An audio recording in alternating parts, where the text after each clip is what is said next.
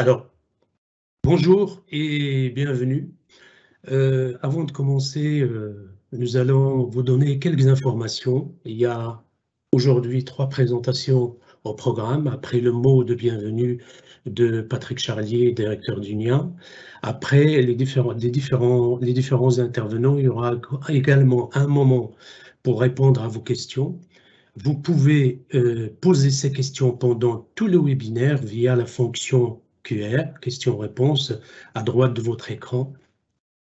C'est Madame Fatima Anine qui est aux commandes à ce niveau-là. Si votre question s'adresse à l'un des intervenants en particulier, n'oubliez pas de le mentionner.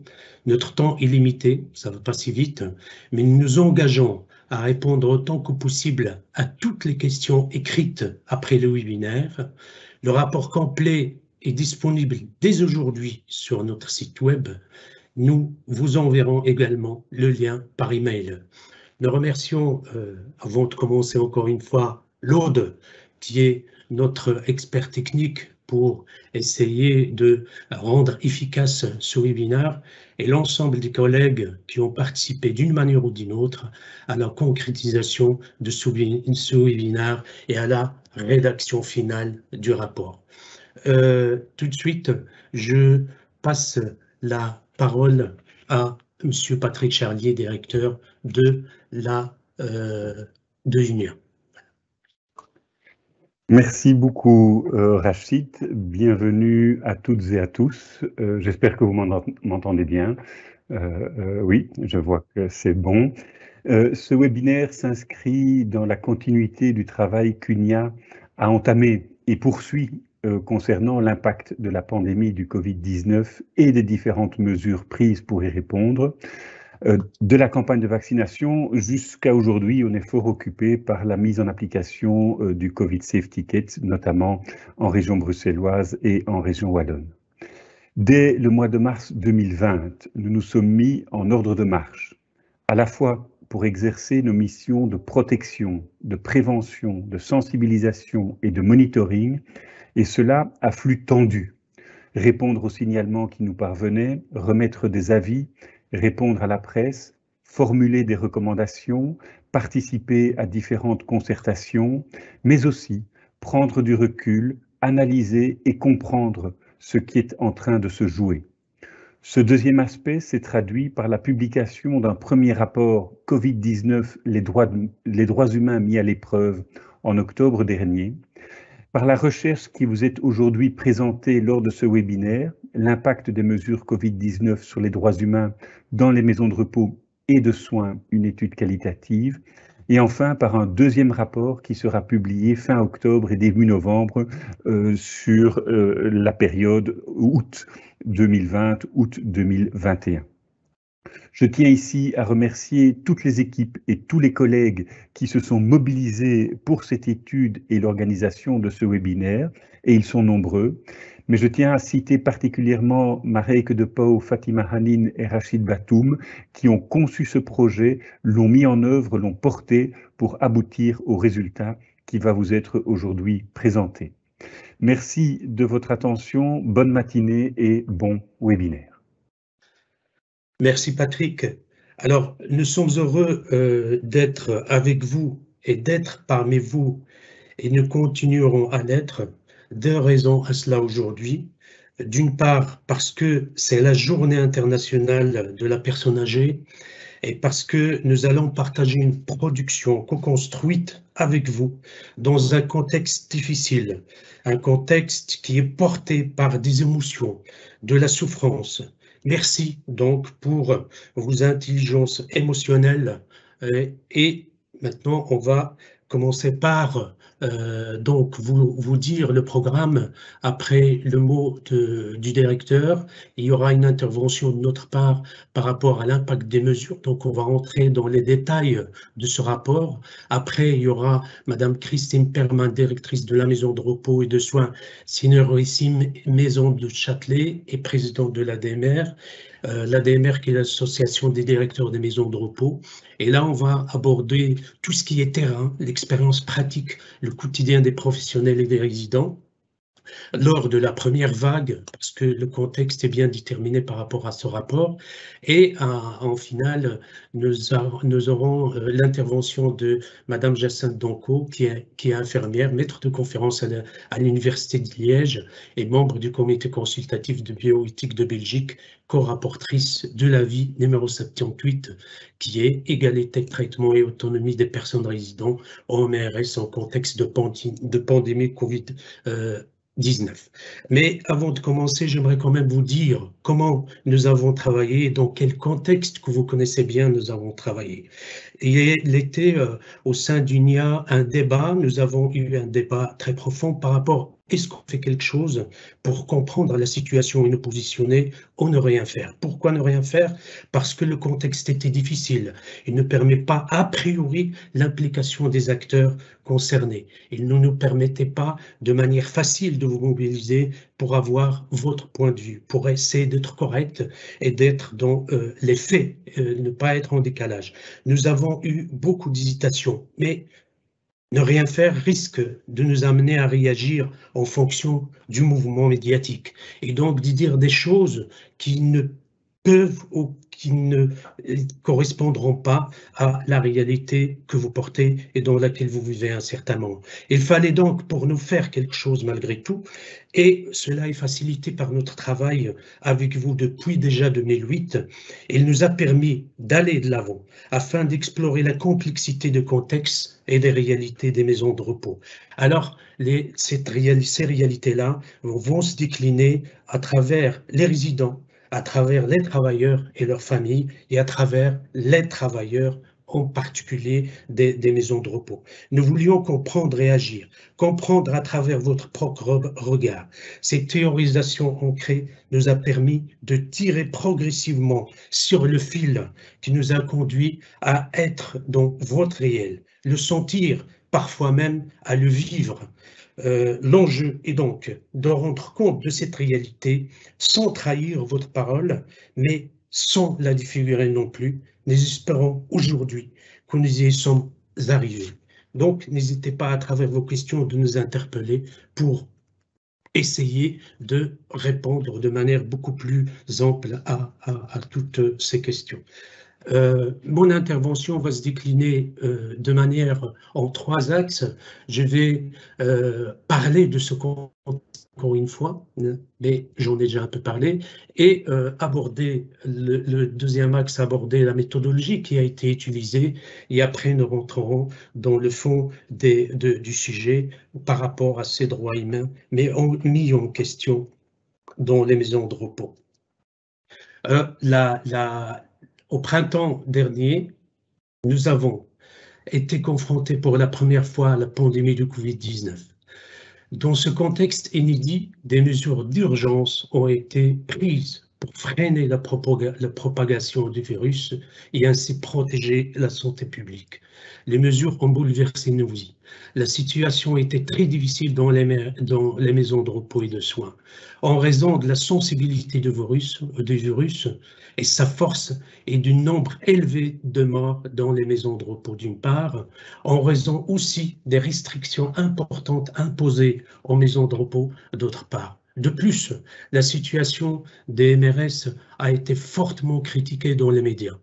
En tant qu'institution de défense des droits humains, UNIA a souhaité croiser les mesures Covid avec ces droits-là. Pour ce faire, il fallait dans un premier temps avoir une meilleure idée de l'impact concret des mesures dans les maisons de repos. UNIA, je l'ai dit tout à l'heure, collabore depuis 2008 avec le secteur. Nous avons pensé qu'il était important d'impliquer activement ce réseau dans la recherche en lien avec notre histoire commune, UNIA et les maisons de repos et les secteurs de soins. L'objectif de l'étude est donc de dresser un état des lieux avec les acteurs du terrain, mais aussi de faire des recommandations au gouvernement. Donc, c'est une collaboration avec les secteurs qui joue sur la complémentarité et qui a aussi une dimension critique et constructive. La méthodologie que nous avons utilisée est une méthodologie ancrée qui part d'un concept très important pour nous que nous avons travaillé au niveau du NIA depuis déjà 2012. Ce concept est le concept CARE qui dépasse les aspects techniques et qui met les travailleurs dans une dimension beaucoup plus humaine. Donc il y a le technique et l'humain et il y a aussi la prise en considération des vulnérabilités, les deux vulnérabilités qui sont liées aux travailleurs eux-mêmes et aussi aux résidents et aux patients de manière générale, aux bénéficiaires du secteur des soins. Nous sommes inspirés du travail de Toronto. Nous sommes partis nous former. Nous avons beaucoup questionné cette notion. Nous savons que cette notion est remise en question, mais nous pensons qu'elle peut répondre à des enjeux de société qui sont les nôtres aujourd'hui par rapport à la personne âgée et qu'il fallait, entre autres, la politiser pour la rendre audible et lui laisser une place dans les espaces publics. Nous avons donc, à travers cette notion, travaillé aussi sur une approche multidisciplinaire, sociologique et juridique. Nous avons combiné les deux dimensions pour pouvoir comprendre la complexité du contexte et des maisons de repos dans ce contexte Covid. Nous avons donc opté pour une approche multidisciplinaire. Le rapport contient à la fois une analyse sociologique donc, et juridique.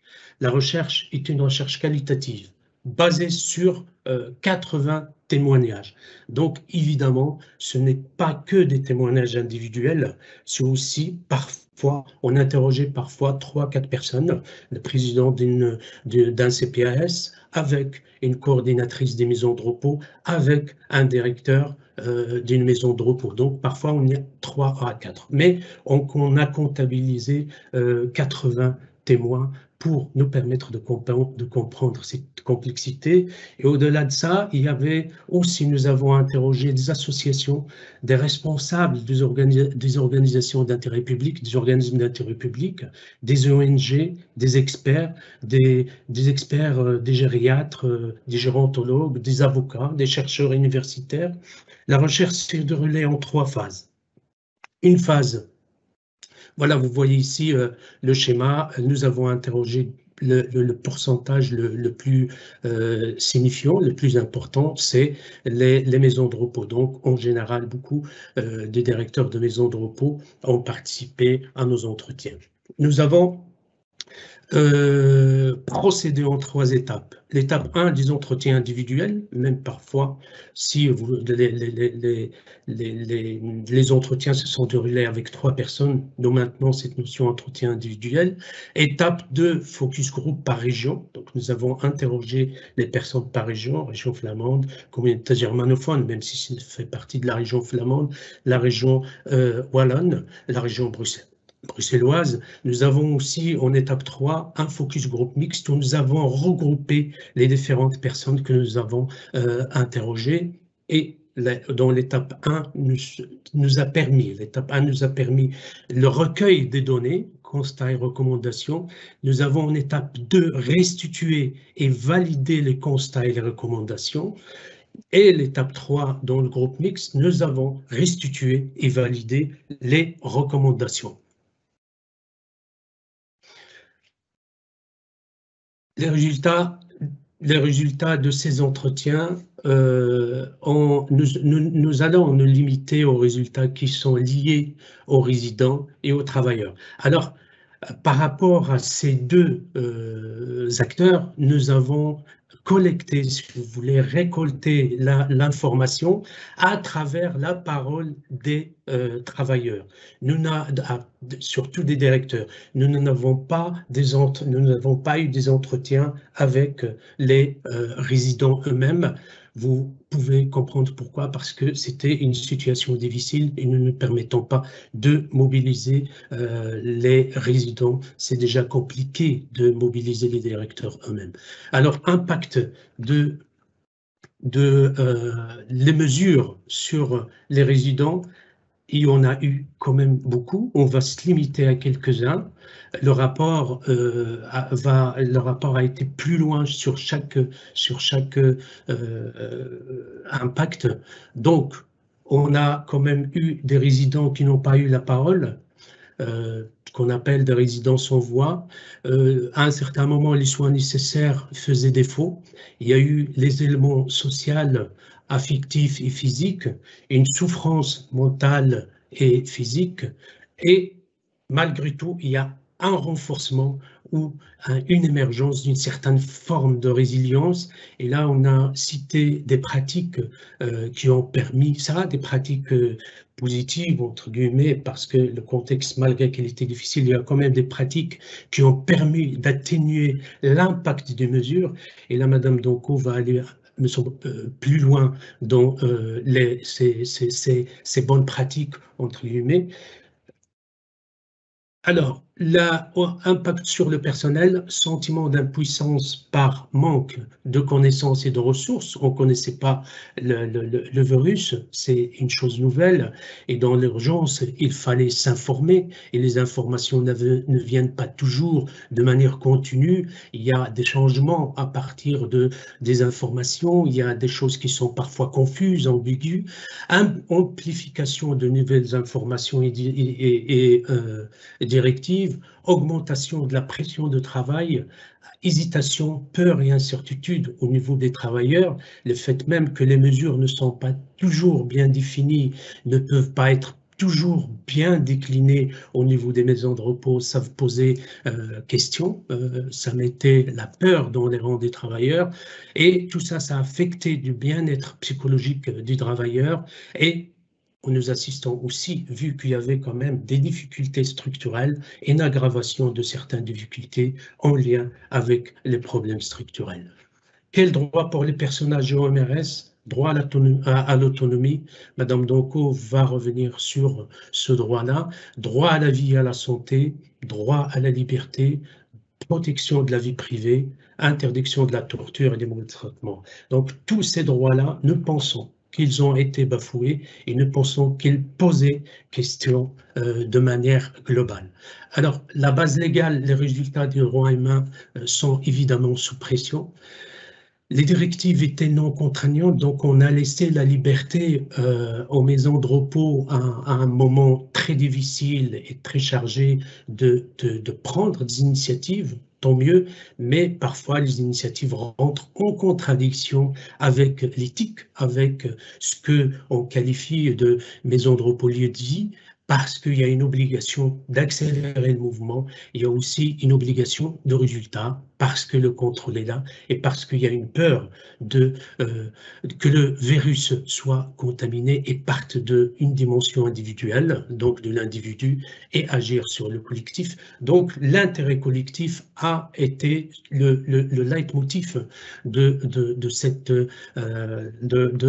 la norme et de l'imposition de la norme. Proportionnel, la durée et l'urgence, donc les mesures devaient être proportionnelles, mais ce n'était pas complètement le cas. Strictement nécessaire, ce n'était pas le cas non plus. Alors, le plus grave, c'est qu'on n'a pas pris en considération le point de vue des aînés pour essayer de croiser le proportionnel avec avec la vie, avec le point de vue des résidents des MRS et aussi des travailleurs. Donc, c'était un équilibre difficile pour les maisons de repos. Il y a aussi un problème de procédure de contrôle et de réclamation. On surveillait la prévention des infections, mais on n'assurait pas la qualité de comment on fait passer ces mesures. On assurait le suivi préventif, le suivi préventif. On élabore des procédures de réclamation. Il y a un problème d'élaborer des procédures et de réclamation efficaces. Les familles ne savent pas où téléphoner, n'ont pas toujours la possibilité d'avoir des informations claires. Les informations tombées, les directeurs des maisons de repos sont submergés parfois. Les petites maisons de repos, ils devaient lire, ils devaient synthétiser, ils devaient expliquer aux travailleurs. Et quand on téléphonait, le directeur devait répondre. Et c'est vrai que d'une maison de repos à une autre, les choses sont implémentées de manière différente, les choses sont expliquées de manière rapide ou non, les choses se déclinent d'une manière différente aussi. Alors, les recommandations, accroître l'autonomie de la participation des résidents, donner la parole aux personnes âgées, renforcer et soutenir le personnel, faire de la MRS un véritable lieu de vie, surveiller le respect et le droit et les droits de l'homme, traiter efficacement les réclamations, combattre l'agisme et la discrimination, renforcer le cadre juridique.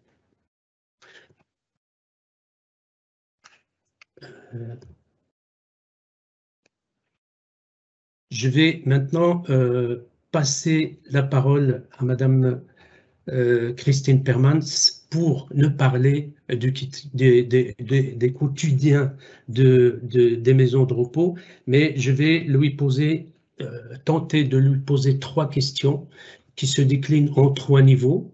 La première question, au niveau des mesures de confinement, comment avez-vous vécu ces mesures lors du premier confinement? Quels sont les obstacles auxquels vous étiez confrontés, que vous avez rencontrés? Après, je passerai à la deuxième thématique au niveau des questions, la gestion de la crise, et après, la troisième, l'avenir des droits des personnes âgées. Donc, première question, comment avez-vous vécu les mesures lors du premier confinement?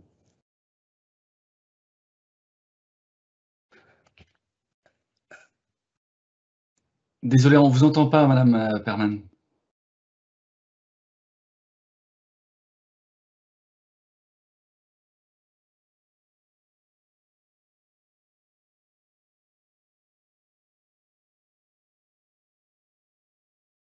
Vous m'entendez? Oui, c'est bien. Donc, ces mesures ont été très difficiles à vivre dans nos maisons de repos parce qu'en quelques minutes, on nous a demandé de nous réadapter, en tout cas le cadre de vie de nos personnes âgées, qui était un lieu de vie, et on a dû l'adapter avec des procédures où l'hygiène primait sur la mise en place d'activités.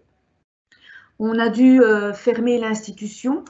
Et ce qui a fait qu'on a réduit à néant tous nos efforts qu'on avait mis en place depuis des années d'ouverture de la maison de repos en un vrai lieu de vie. Un autre élément qui a été très difficile, c'est d'isoler nos habitants ou nos résidents dans leur chambre.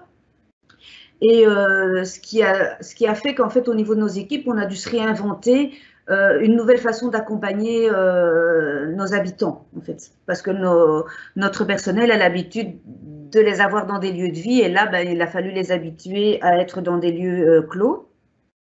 Une autre difficulté qu'on a rencontrée, c'était le fait d'interdire l'accès aux proches, alors qu'on sait très bien que on peut faire tout ce qu'on veut, on ne remplacera jamais un proche par rapport à nos habitants, et donc on a essayé tant bien que mal de garder le contact avec ces familles et avec les habitants qui ne comprenaient pas très bien toujours l'utilité des tablettes ou des GSM parce qu'ils ne voyaient pas la personne, donc c'était difficile.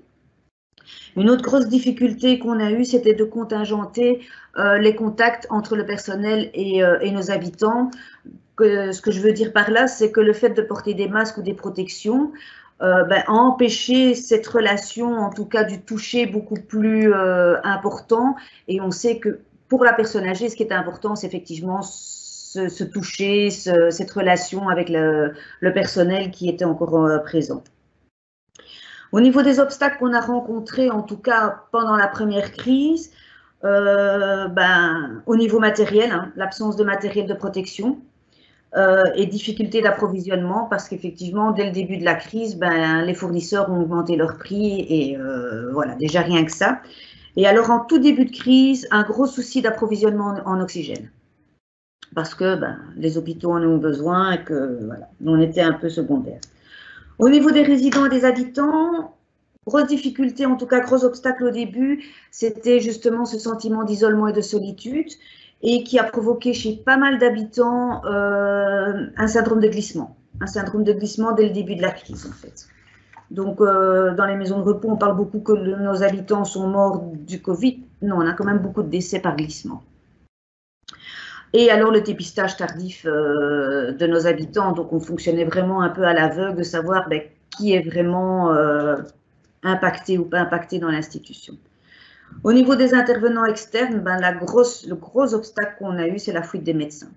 Donc avec un sentiment d'abandon très très important dans la maison de repos, hormis les médecins coordinateurs. Je tiens à préciser quand même que beaucoup d'institutions ont pu compter sur l'appui du médecin coordinateur dans l'institution. Au niveau du personnel, les obstacles, ça a été le manque de préparation, manque de formation du personnel à ce genre de crise, à ce genre de procédure à mettre en place en maison de repos, l'angoisse de l'inconnu, la peur, dépression, la peur de la contamination, le surmenage, ce qui a amené un absentéisme et ce qui a amené évidemment boule de neige, la surcharge de travail et l'épuisement des équipes qui étaient encore sur le terrain. Au niveau organisationnel, les obstacles, ça a été la création, en tout cas la gestion de procédures et en tout cas le changement de pratique de prise en soin très rapidement en fait. On est vraiment passé d'une prise en soin globale de la personne à vraiment se concentrer hygiène et le basique, quoi. La gestion des visites encadrées, ça a été très difficile à faire.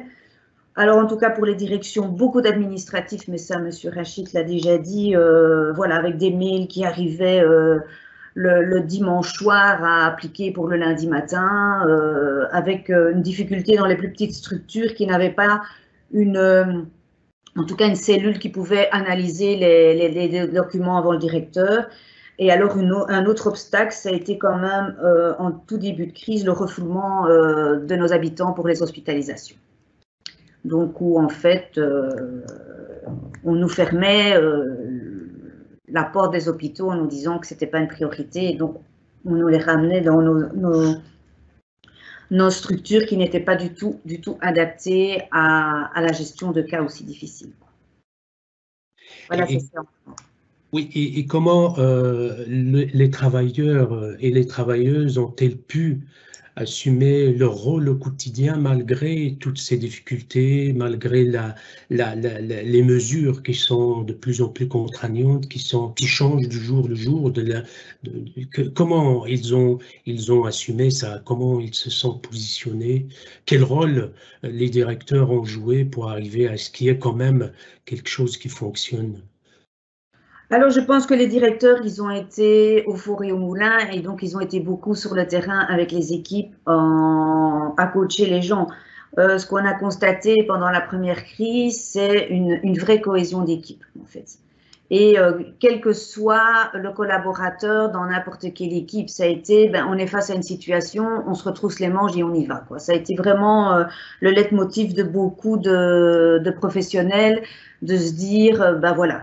Si moi je suis une auxiliaire de vie, je ne m'arrête pas à devoir faire mon nettoyage. Si je dois donner à manger, je donne à manger. Voilà.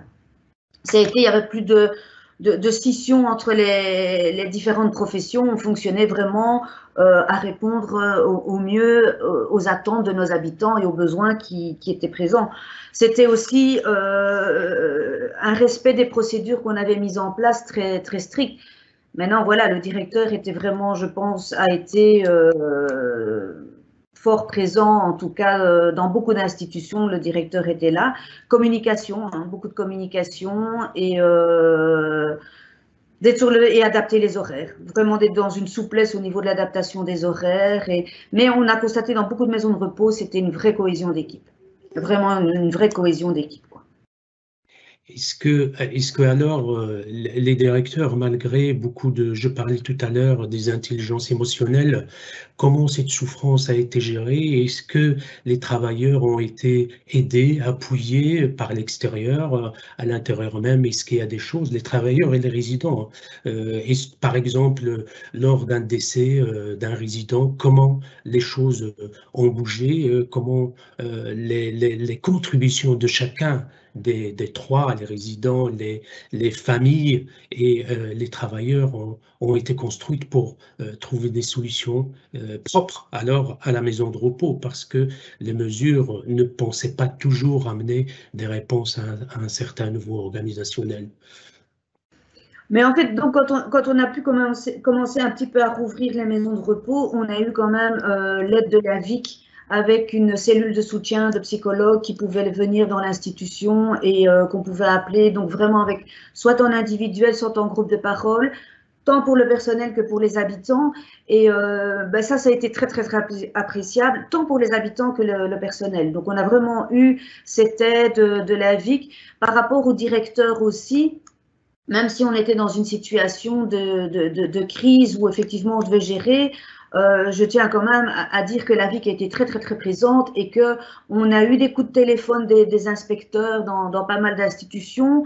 On pouvait appeler la VIC, on avait toujours une réponse, même si effectivement ça ne nous aidait pas dans le quotidien, mais on se sentait soutenu indirectement quand même par l'administration de la VIC qui a été et qui a essayé d'être là. Mais en tout cas, au niveau psychologique et aide au niveau du personnel, en tout cas, moi, dans mon institution, l'équipe est venue plusieurs fois, même en individuel, à domicile du personnel. Ils pouvaient se rendre à domicile du personnel et au chevet de mes habitants pour pouvoir vraiment qu'ils puissent mettre des mots sur des choses qu'ils avaient vécues lors de cette première crise, quoi.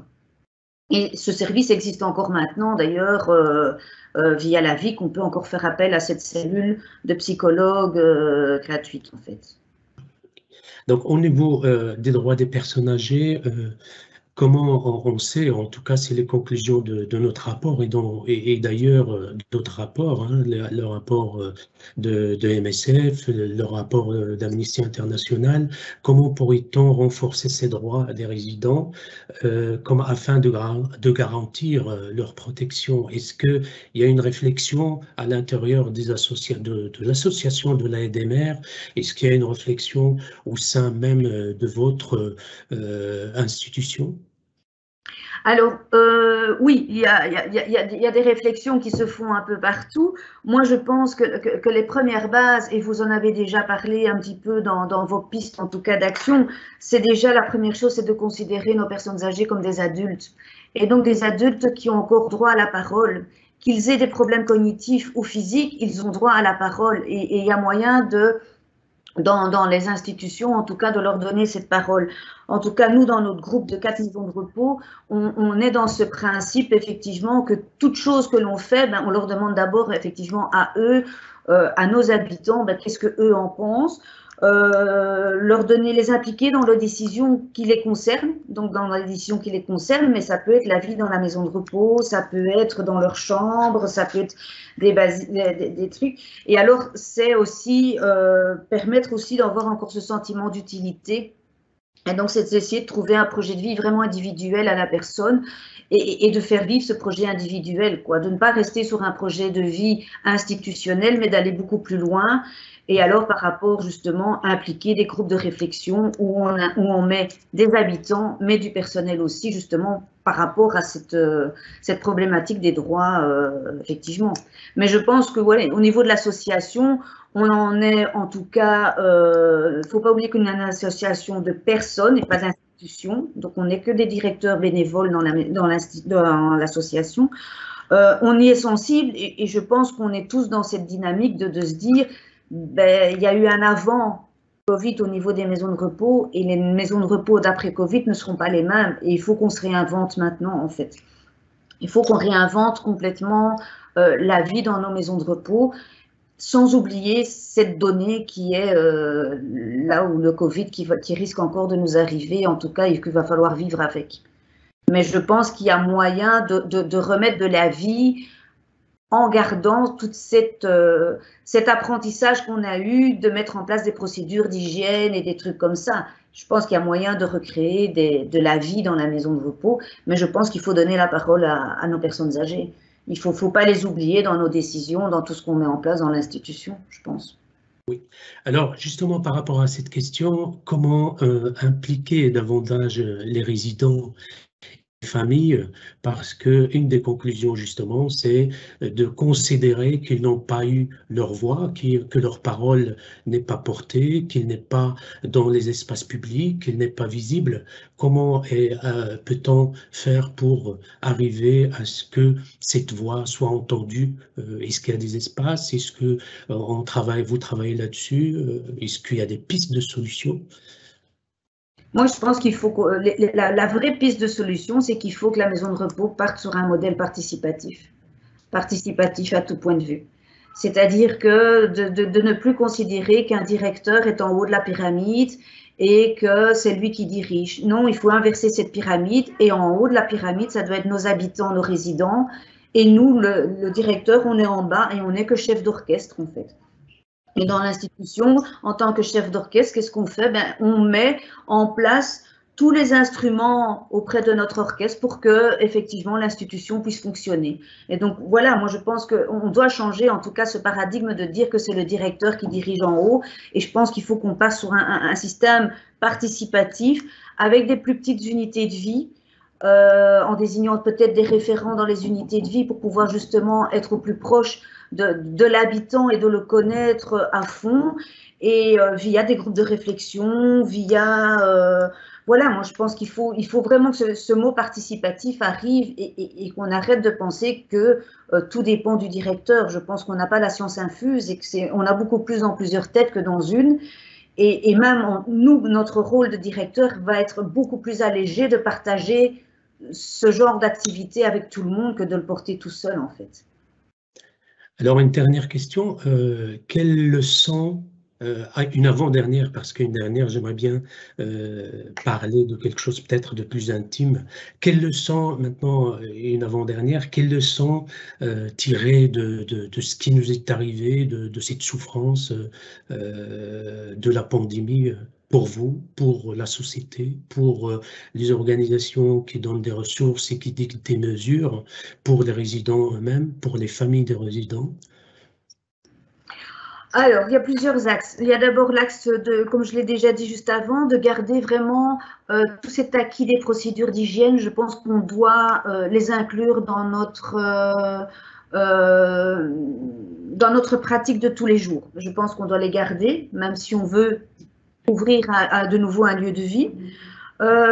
Architecturellement, il y a une réflexion qui doit se faire de se dire que en tout cas que les nouvelles maisons de repos doivent intégrer un maximum de chambres individuelles, avec peut-être une conception par unité de vie, avec des plus petites unités de vie, avec des lieux de vie à un moment donné, parce qu'on a constaté quand même que les maisons de repos qui avaient beaucoup de chambres individuelles ont eu beaucoup plus facile à gérer, surtout s'ils ont eu des cas, que les institutions qui avaient des chambres doubles.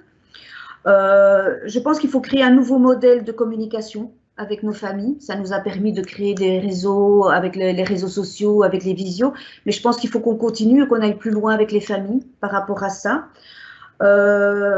Au niveau des valeurs professionnelles, c'est de continuer à aller dans la créativité, de se réinventer, de nous adapter, et surtout que nos habitants d'aujourd'hui ne sont pas nos habitants qu'on aura demain. Et ce n'est pas ceux qu'on avait hier. Donc, je pense qu'il faut continuellement s'adapter en maison de repos. Et alors, continuer, en tout cas, une dynamique soins et aspects sanitaires, mais avec une tendance quand même lieu de vie et réintégrer toute cette dynamique de relationnel, d'interactif, de participatif.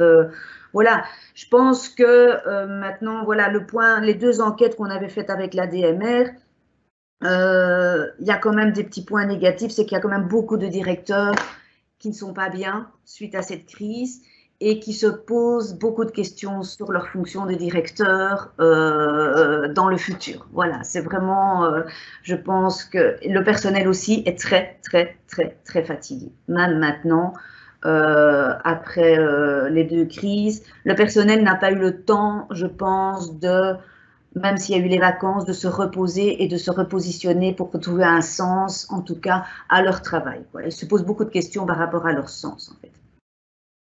Alors, la dernière question, je disais, je vais peut-être poser une question qui est plus intime.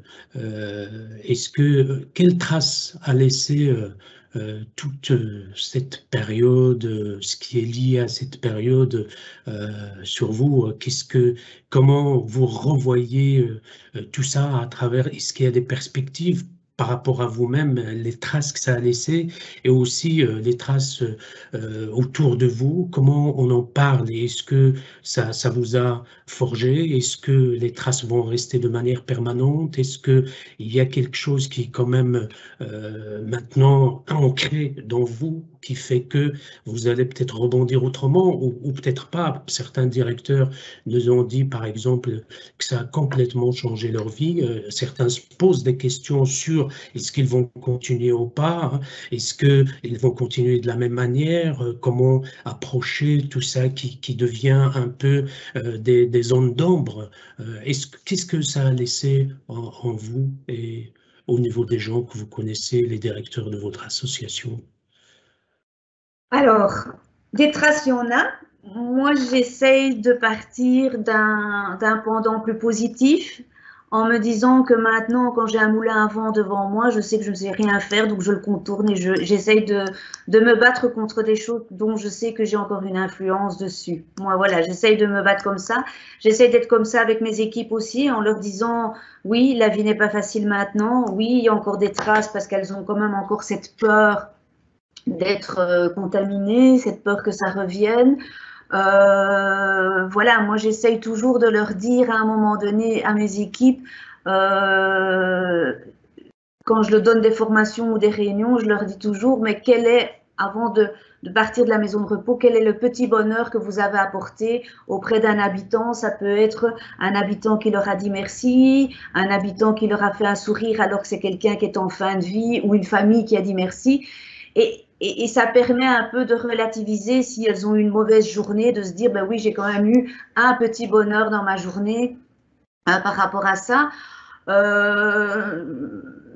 Oui, ça a changé, ça laisse des traces auprès de tout le monde. Dans l'association des directeurs maison de repos, en tout cas dans mes collègues, oui, il y en a qui se posent la question, en tout cas, mais demain, est-ce que je serai encore directeur? Je me suis posé la question, est-ce que je suis faite pour être directrice encore maintenant?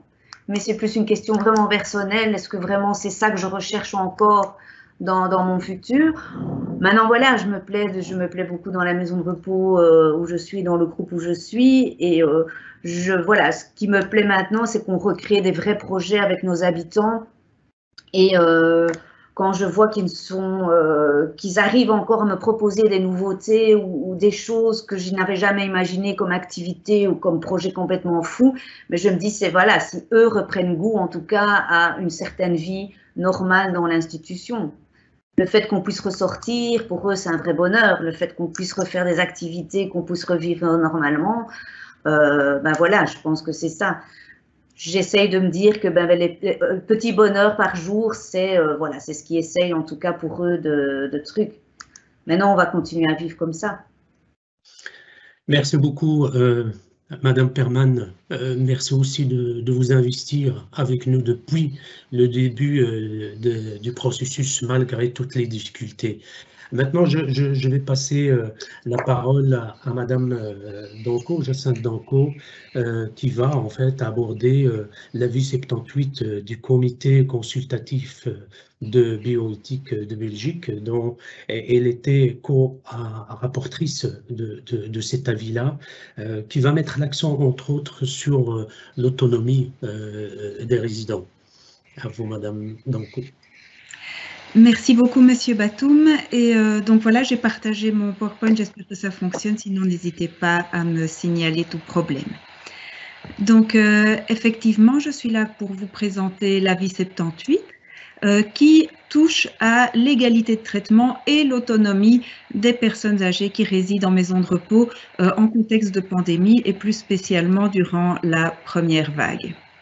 Alors, il s'agit en fait à la base d'une demande qui a été faite au comité consultatif de bioéthique par la conférence interministérielle, donc de tous les ministres de la Santé. Et la demande précise était de se pencher sur la gestion de la crise sanitaire en maison de repos, donc aussi bien maison de repos pour personnes âgées, maison de repos et de soins, lors de la première vague de Covid-19. Alors, nous avons estimé au comité consultatif de bioéthique qu'il y avait deux sous-questions là-dedans, qui étaient d'une part l'accès des résidents aux hôpitaux et en particulier aux unités de soins intensifs, et d'autre part, la disponibilité des soins adéquats en maison de repos elle-même.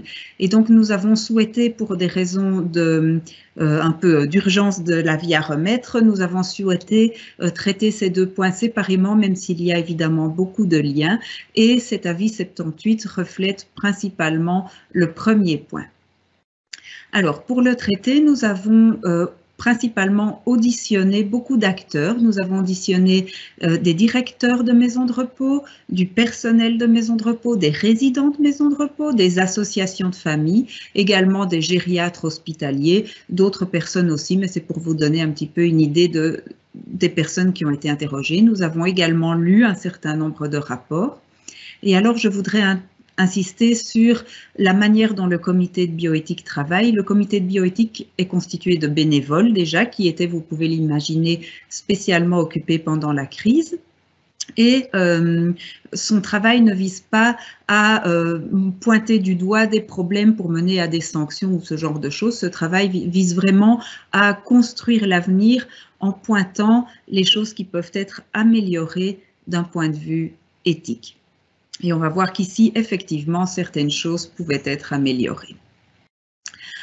Alors, notre constat, ou un certain nombre de nos constats, tournent autour de l'autonomie des résidents, en particulier leur autonomie sur les questions du choix des soins à recevoir, puisque nous avons traité pour l'instant la première partie de la vie.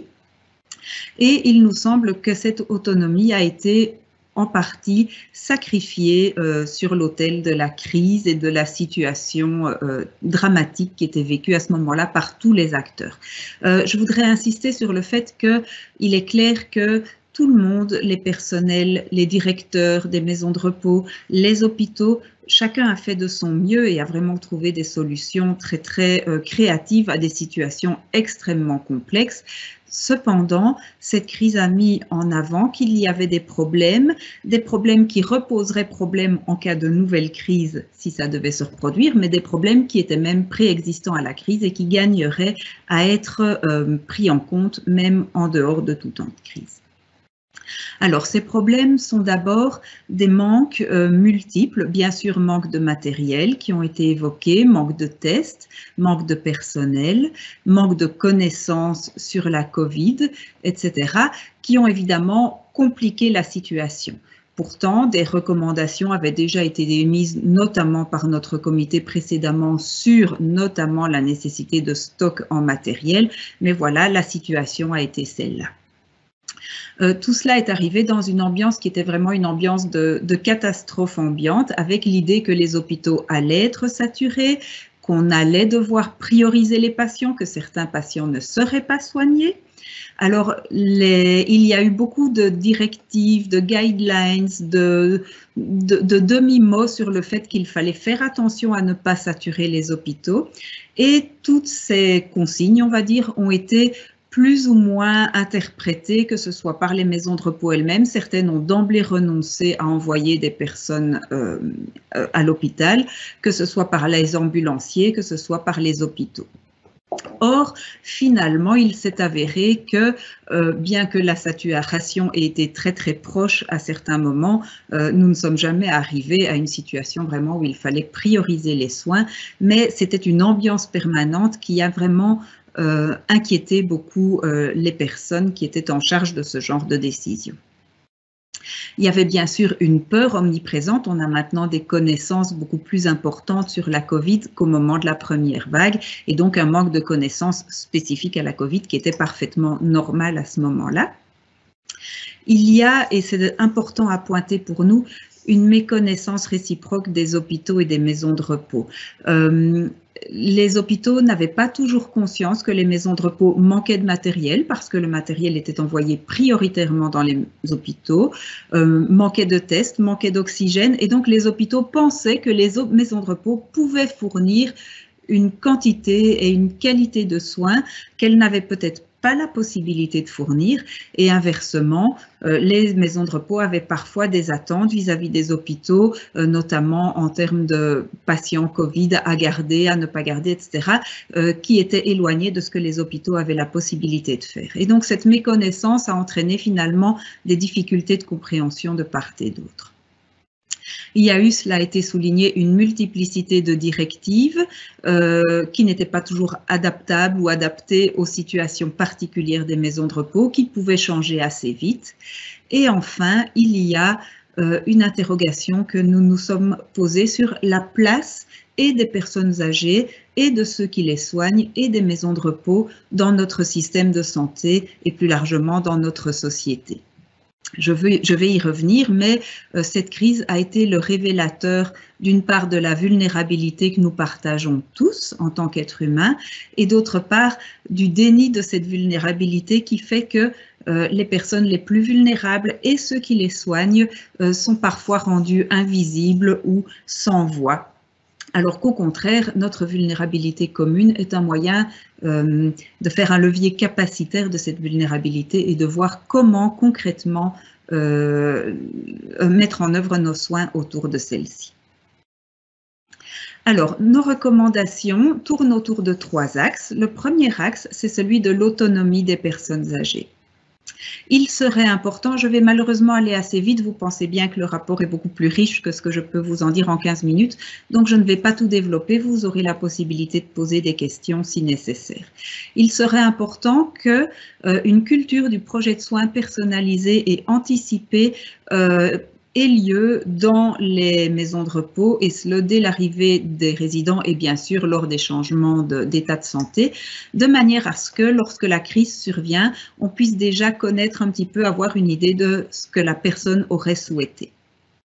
Il importe également que le respect des droits de citoyens et de patients soit toujours respecté, toujours présent pour les personnes âgées institutionnalisées et ça même en temps de crise. Ici, le respect a parfois été sacrifié au nom d'un intérêt collectif qui n'était peut-être pas toujours, c'était peut-être pas toujours proportionné. Peut-être qu'il y avait d'autres moyens de respecter ces droits. Et enfin, les maisons de repos ont fait face encore plus pendant la crise à un certain nombre de difficultés éthiques et leur donner un soutien et un cadre pour cette prise de décision pourrait être une manière appropriée de les aider à faire face. Au niveau des professions du soin, le rôle du médecin coordinateur a été souligné. Il faut savoir qu'il n'existe pas obligatoirement dans les maisons de repos pour personnes âgées du côté francophone du pays. Et donc, ce serait important qu'il existe systématiquement.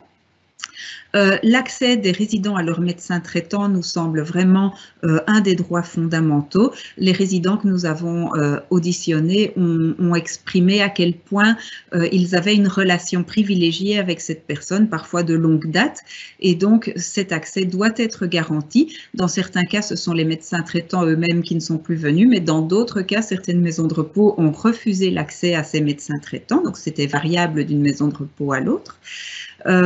Or, ce sont des professionnels de la santé qui sont donc tout à fait à même de connaître les mesures pour éviter une contagion et c'est important de maintenir cette relation, surtout dans un cadre où toutes les autres relations ont parfois été limitées, voire supprimées.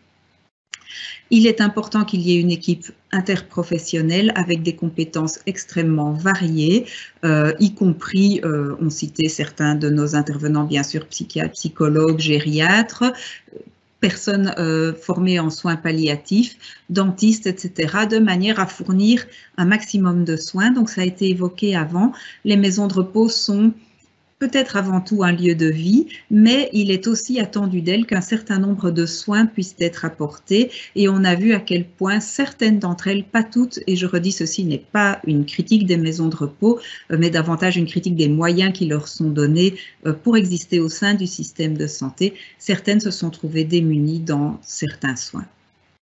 Il nous semble essentiel de revaloriser les professions du soin et en particulier du soin à la personne âgée.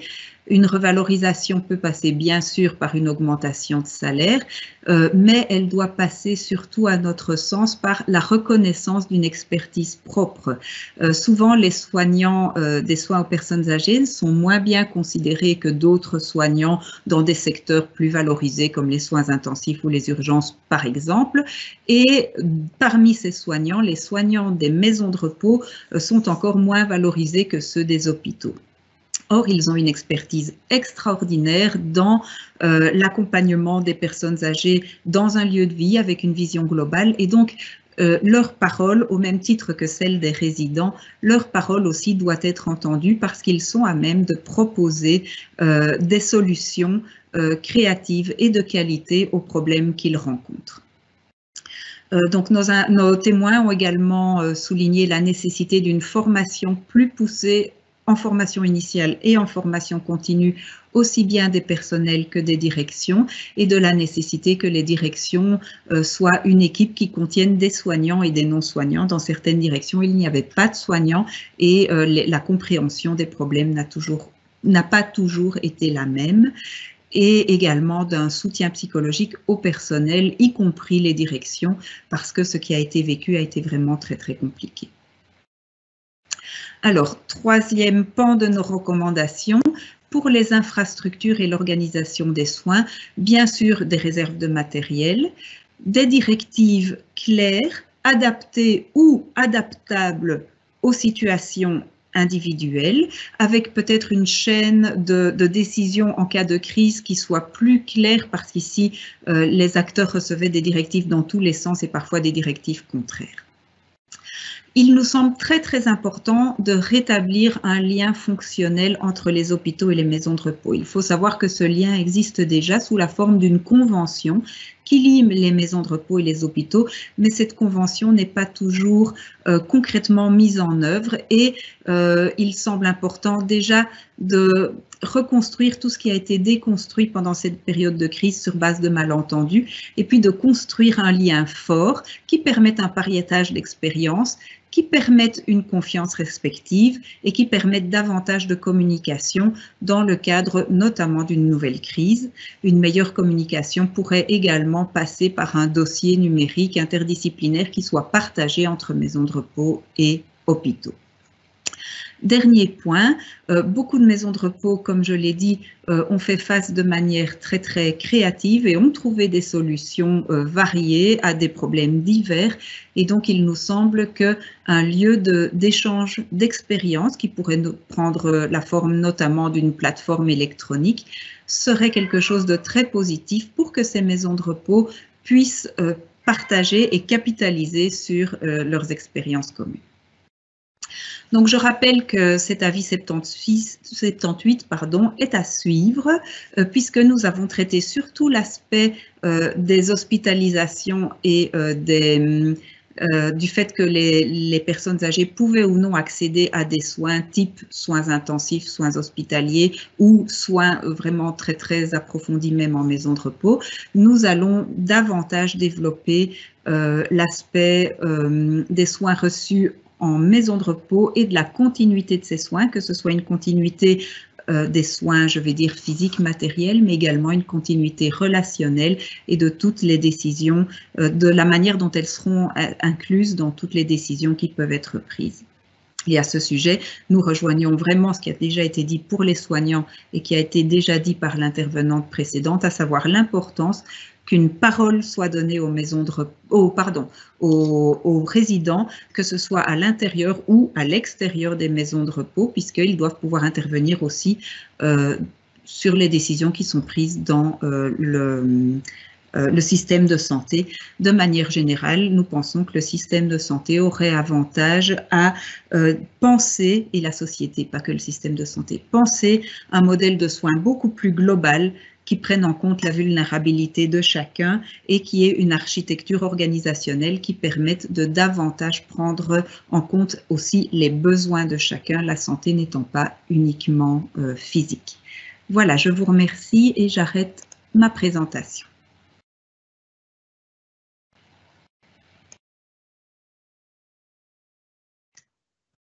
Rachid, le micro.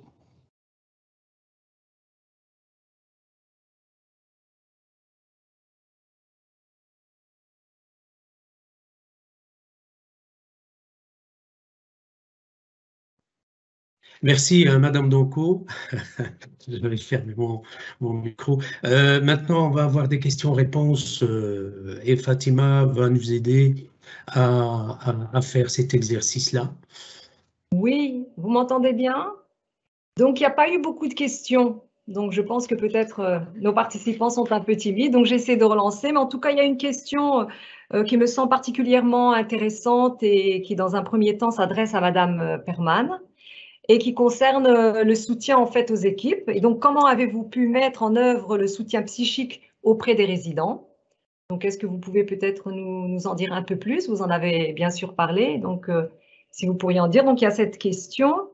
Et d'autre part, il y a aussi une question qui nous est arrivée du directeur d'UNIA, Patrick Charlier, et que j'ai d'ailleurs publiée. Est-ce que les participants ont entendu parler des maisons de repos qui refusaient de demander le Covid Safe Ticket pour les habitants et ou qui le conservent sans leur donner directement? Donc ça, c'est une seconde question. Et puis enfin, je voudrais adresser également une question à Madame Danco qui a quand même soulevé 2 points que je trouve très intéressants par rapport à cette question des droits des résidents. D'une part, la question de la valorisation des soignants dans l'accompagnement des personnes âgées. Il serait quand même important de voir comment est-ce qu'on pourrait valoriser, puisqu'on sait très bien combien il y a quand même une certaine hiérarchie dans les métiers de soignants. Et donc là, j'aimerais bien un petit peu avoir davantage d'informations. Peut-être cela peut être intéressant pour notre public. La valorisation donc des soignants dans l'accompagnement des personnes âgées. Et deuxièmement, je pense qu'il y aurait un intérêt peut-être à nous en dire davantage sur le lien fonctionnel entre les hôpitaux et les maisons de repos. Donc, vous avez parlé d'une convention qui, bien sûr, existe, mais qui n'est pas toujours bien mise à l'œuvre. Donc ça, je ne sais pas très bien comment ça fonctionne en pratique.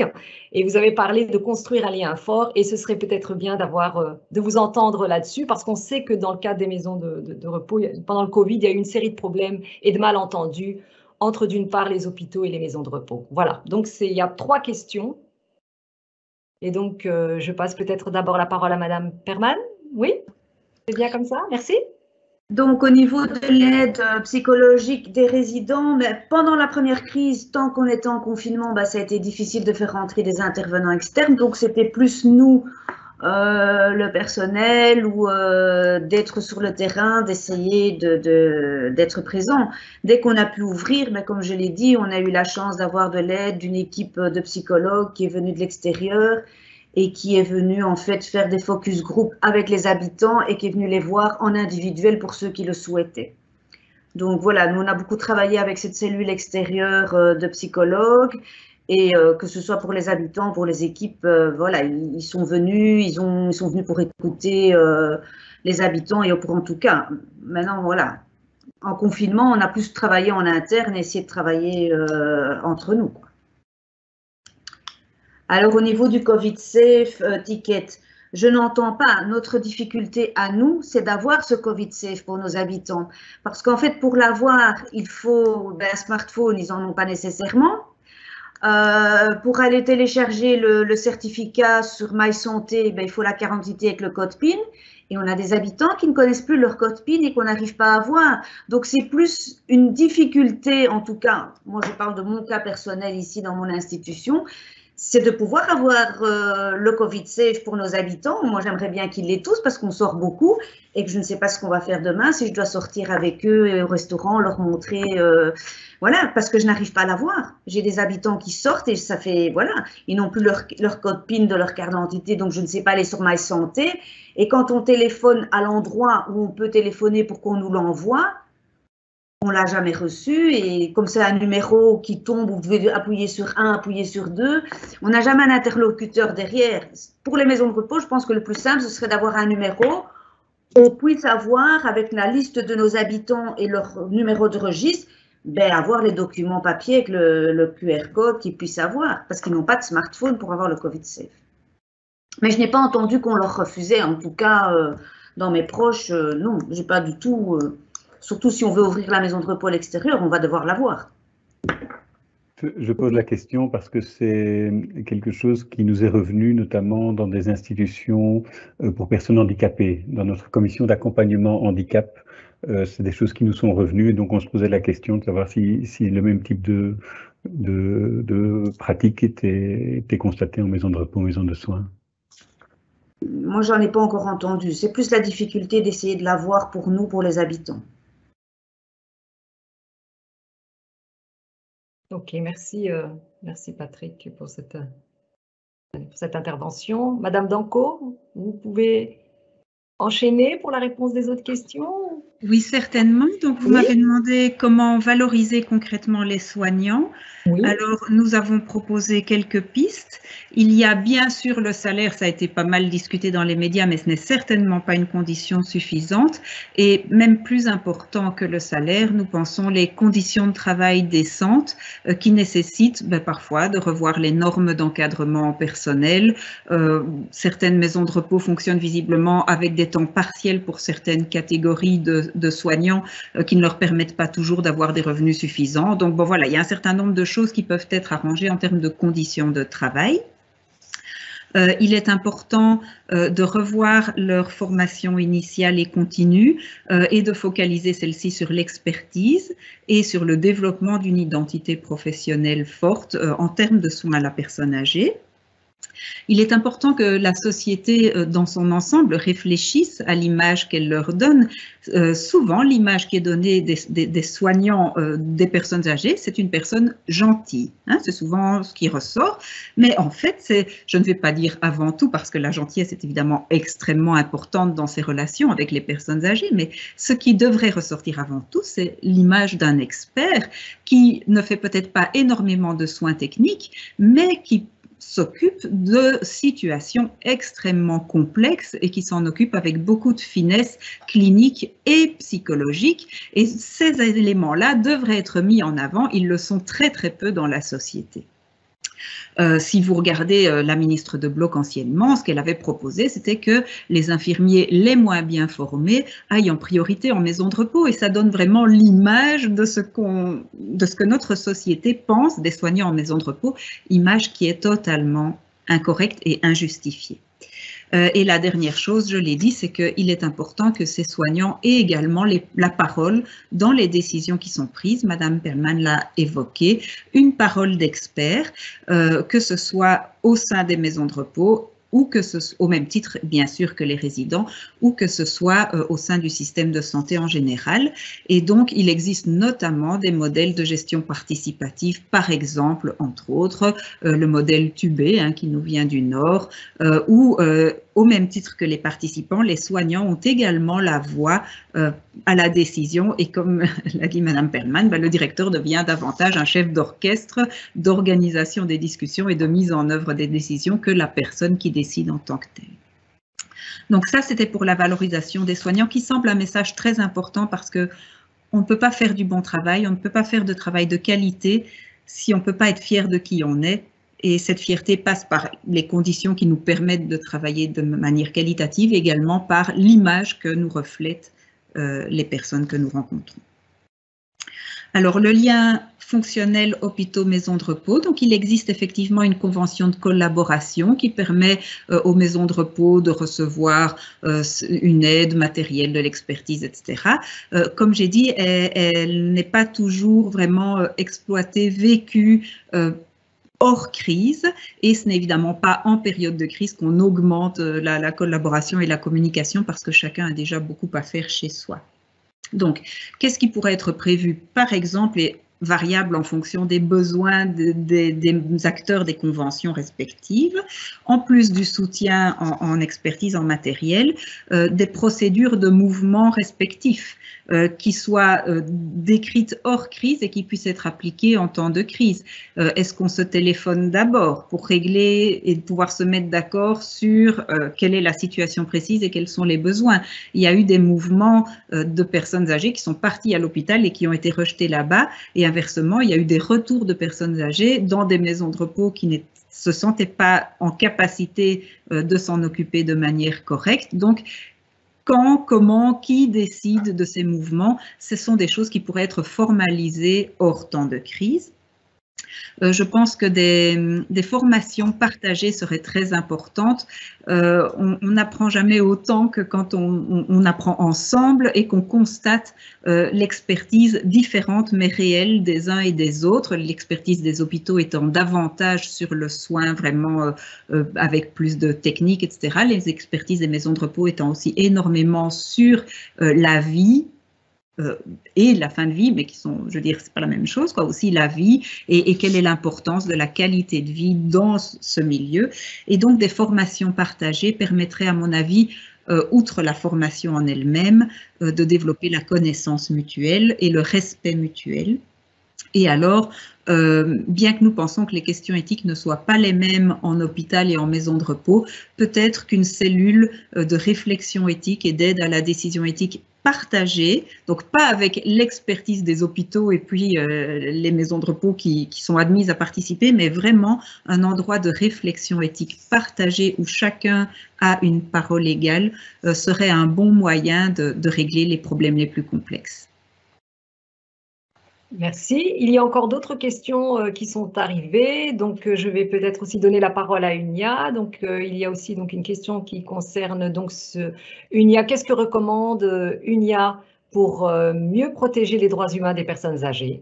Donc, je passe peut-être la parole à Rachid ou à Patrick, l'un de vous deux. Oui, alors une des recommandations la plus importante qui traverse l'ensemble des recommandations, en tout cas l'ensemble des analyses que nous avons écrites, que nous avons dans ce rapport, c'est de travailler sur la question des stéréotypes et aussi la question de l'agisme qui est portée par aussi une parole politique.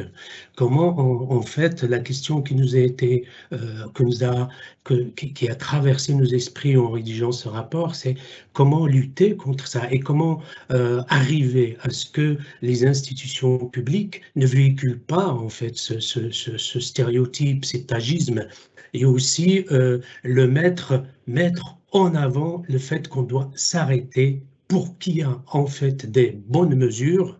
Il ne faut pas travailler sur des stéréotypes et il faut inventer une nouvelle normalité. Donc, la nouvelle normalité commence par ça, par la déconstruction de nos mentalités. On en a parlé, Madame Perman en a parlé, mais il faut déconstruire ça pour arriver. Il semblerait, en tout cas dans les conclusions qu'on a, il semble que ce qui est le plus important, c'est travailler sur cette dimension-là, qui va influencer notre perception des personnes âgées, leur place dans notre société et aussi la place que ces travailleurs, dont Madame Danco a parlé tout à l'heure, la place des travailleurs du care dans notre société. Ça veut dire qu'il faut des choix qui remettent en question la norme qui structure la pensée politique et institutionnelle par rapport en même temps la vulnérabilité de la personne âgée, d'une part, et celle des travailleurs. Donc ces deux vulnérabilités sont liées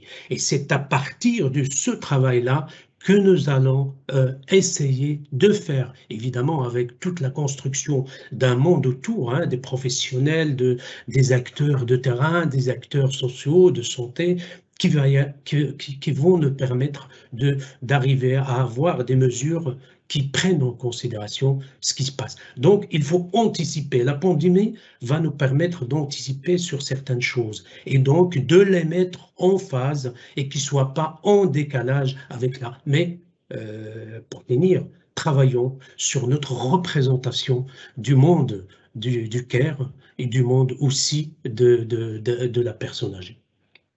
Oui, donc d'autres questions encore arrivent et j'en sélectionne une qui me semble quand même aussi intéressante pour compléter un peu les informations qui ont été communiquées maintenant. Donc, elle vient de l'organisation Senior Montessori, je pense qu'elle est assez intéressante. C'est comment travailler en fait sur l'ouverture de la maison de repos et de soins vers l'extérieur. Quelles sont les actions qui pourraient être prises justement pour travailler sur cette ouverture? Voilà, je pense qu'elle peut s'adresser à la fois tant à Madame Perman qu'aussi à Madame Danco ou pas? Ou je laisse Madame Perman, je vous donne la parole. Voilà, sur la question de l'ouverture de la maison de repos et de soins vers l'extérieur. Merci. Mais avant de partir d'ouverture, il faut d'abord voir et questionner l'habitant. Qu'est-ce qu'il veut par rapport à son ouverture? Quand on parle d'ouverture, je pense qu'il faut déjà aller rien que dans le quartier où est la maison de repos, d'aller voir autour de nous qu'est-ce qu'on peut aller. Les habitants en général qui viennent dans nos maisons de repos, bon, c'est des habitants qui sont de la région, donc c'est d'aller voir vers eux, mais qu'est-ce qu'ils veulent, vers quoi ils veulent pour ouvrir la maison de repos. Maintenant, l'ouverture, je pense qu'elle va être variée des maisons de repos, des quartiers, des villages. Et voilà, à partir du moment où vous laissez la parole, même aux travailleurs ou aux collaborateurs, ils sont souvent des travailleurs et des collaborateurs de la région, mais c'est de leur demander comment est-ce qu'eux voient justement cette ouverture. Donc moi, je ne vais pas vous donner une réponse toute faite par rapport à ça. Je pense que Madame Danko en a parlé aussi, c'est de vraiment donner la parole aux gens qui vivent dans nos institutions et de voir qu'est-ce qu'eux veulent. Nous, en tout cas, dans notre institution, il n'y a aucune décision, aucune activité qui n'est faite sans avoir demandé et aux collaborateurs qui ont envie d'organiser l'activité et les habitants, mais qu'est-ce qu'ils veulent faire et comment est-ce qu'ils veulent l'organiser. Voilà, chez nous, c'est eux qui organisent leur sortie s'ils ont envie de sortir, quoi. Voilà, je veux dire, c'est pas... voilà. Madame Danko. Merci. Merci. Je rajouterai à ce qui a été dit, et je suis vraiment d'accord, c'est un ajout, qu'il y a eu des propositions vraiment que la maison de repos intervienne aussi dans la vie de la collectivité avec une vision des soins à la personne âgée, du parcours de la personne âgée beaucoup plus flexible que ce qui est connu actuellement, où soit on est chez soi et on se débrouille, je grossis un peu le trait, mais quand même, soit on est en maison de repos et avec la possibilité qu'il y ait des services qui soient rendus par la maison de repos aux personnes âgées locales qui sont encore chez elles mais qui ont besoin de certaines choses ou des services qui soient globalisés en termes de repas et autres pour la population locale et la population de maisons de repos. Donc, quand on lit les rapports, il y a un certain nombre de choses qui vont un peu plus loin en termes de l'organisation de la vie collective locale qui inclurait la maison de repos comme un acteur à part entière de cette vie et pas juste comme, de nouveau, on va accueillir le quart de personnes âgées qui sortent parce qu'il faut leur faire plaisir. C'est pas du tout ça, c'est vraiment aussi faire de la maison de repos, de ses professionnels et éventuellement de ses habitants, des acteurs à part entière de la vie locale. Tous les habitants ne sont pas grabataires, loin de là, et un certain nombre peuvent rendre un certain nombre de services, non pas pour les utiliser, mais parce que être utile à la société est une des choses qui donne du sens à notre vie. Donc, s'ils ont envie de le faire, il existe une maison de repos en province de Luxembourg qui a une association avec des jeunes en difficulté, et chaque personne âgée est le parrain d'un jeune. Enfin, on peut trouver vraiment beaucoup de manières pour que les maisons de repos soient un acteur comme un autre de notre société et ne soient pas presque sortis de la société, quelque chose qu'on ne regarde pas beaucoup et qui est fermé. Juste par rapport à ça, Fatima, juste par rapport à ce que vient de dire Madame Danko, c'est vrai que dans les entretiens que nous avons eus avec plusieurs directeurs des maisons de repos, 24% de la totalité des 80 participants, il y a quand même beaucoup de pratiques qui font que la volonté, c'est de faire des maisons de repos un acteur comme tous les autres, dans le local, au niveau territorial, au niveau d'un quartier. Donc vous avez des maisons à Bruxelles ou ailleurs d'ailleurs qui font que les dynamiques ne se conçoivent qu'à travers aussi l'extérieur, et que cet aspect de faire de la maison de repos un lieu de vie, c'est conditionné par ça aussi. Et donc, le choix, le paradoxe dans lequel on tombe, est que beaucoup de maisons de repos le soulignent, et veut des maisons de repos qui vont se concentrer sur le soin, mais où est-ce qu'on veut des conditions de repos qui sont un lieu de vie. Tous veulent que ces maisons de repos doivent être un lieu de vie, mais il faut aussi donner les moyens pour que la maison de repos soit un lieu de vie. Quand on est deux à assurer tout un service où il y a des dizaines de personnes, 2 infirmières ou une aide-soignante et une infirmière, c'est très difficile pour assurer cet aspect lieu de vie, parce que le lieu de vie suppose aussi, le care suppose mettre au centre de la préoccupation aussi l'humain. Pas seulement le geste technique, mais l'humain. Et c'est dans ça que le lieu de vie est important, et c'est dans ça aussi que les mesures doivent bouger, les directives doivent bouger pour arriver à ça. Ils n'ont pas ciblé de manière systématique les directeurs pour dire il faut qu'ils fassent de la maison de repos un lieu de vie. La maison de repos peut être un lieu de vie complet si on donne les moyens aussi aux directeurs, aux travailleurs pour faire le travail dans cet esprit-là. Oui, donc je vais encore enchaîner. Je pense qu'on a encore un petit peu de temps pour encore en poser peut-être une question qui me semble pertinente et qui porte justement sur la vulnérabilité en fait des personnes âgées. Comme vous le savez, la personne âgée, donc elles sont diverses, hein, et il y a une question que je trouve assez intéressante qui est peut-être adressée à Madame Danco.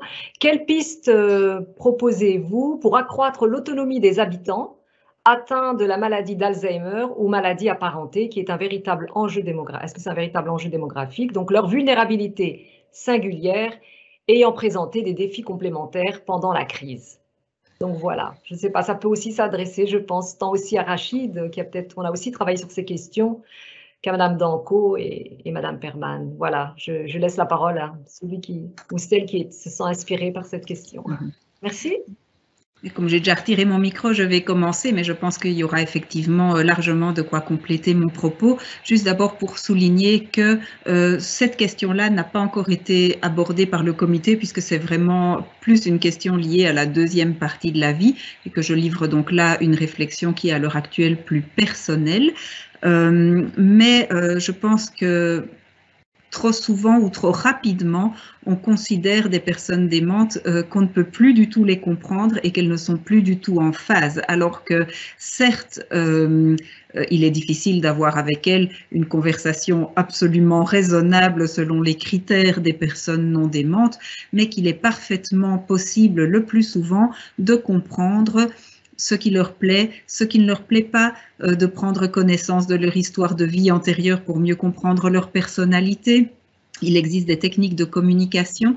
Bien sûr, tout cela demande du temps et cela demande aussi des compétences. Et nous revenons à ce que j'ai dit et à l'expertise certaine des travailleurs en gériatrie. Et donc, je pense qu'il est extrêmement important de ne pas considérer d'emblée que ces personnes n'ont plus droit au chapitre. Et de ne pas considérer d'emblée que l'on peut donc restreindre leurs droits, d'autant plus que probablement elles ne s'en rendront pas compte.